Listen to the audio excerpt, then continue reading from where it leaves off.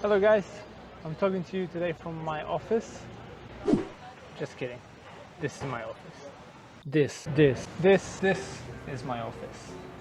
You should probably know by now what I'm going to talk about. Yeah, exactly. Remote work. I need to cut this beard. Much better. So I recently started to work online as I wanted to earn money without staying in a place for a long period.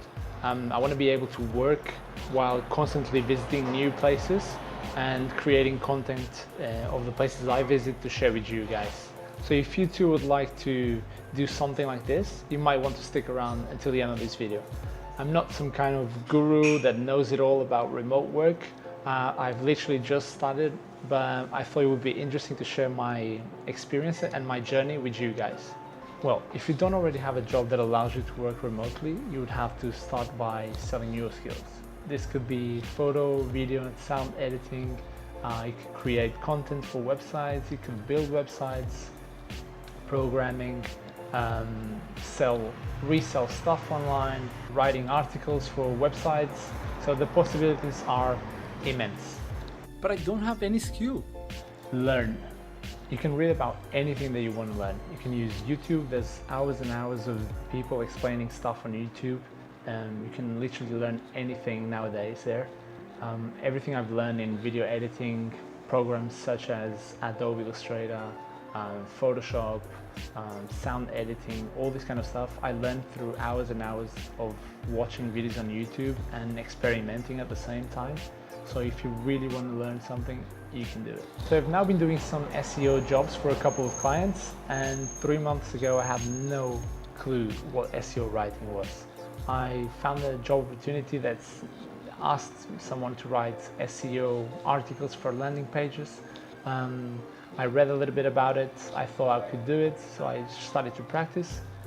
I was able to land my first job a couple of weeks after, and since then I've been working with this guy for about 2 months, and that's where my first income online has been coming from. So there you go, I learned a skill to sell online. So there's lots of things you can learn online that you can sell as a service and start making money online.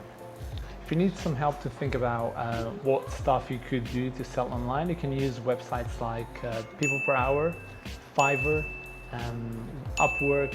These are all websites where people go and sell their skills or look for qualified people to complete tasks, whatever the task you need to be done is. I personally have used more People Per Hour. So there's also this website called transcribe.me. This is basically a website where you create your profile, you'll go through some tests, and if you get accepted, you'll be assigned jobs to translate audio files to another language. So let's say you could translate something from English to French, or English to Russian, or Portuguese to English, whatever the languages you know. Obviously, if you know a language that is not so common, like Latvian or Arabic or Russian, you'll be assigned jobs more often, maybe, because I'm sure there's lots of people who do English to German translations or English to French translations. But there you go, there's another tip that you can use to start making money online, and in the meantime learn other skills to then sell them. You can also use LinkedIn. This is a very good platform to find jobs. I would say that in this case LinkedIn is more for like long-term permanent jobs. So if you're not at that level yet, maybe don't focus so much on LinkedIn, but do have a look quite often, because you never know what you can find there. So working hours won't be as defined as in a normal job. Sometimes you can get clients which are in a different time zone, and it can be kind of complicated to match your working hours with their working hours. But that's something that you have to work with.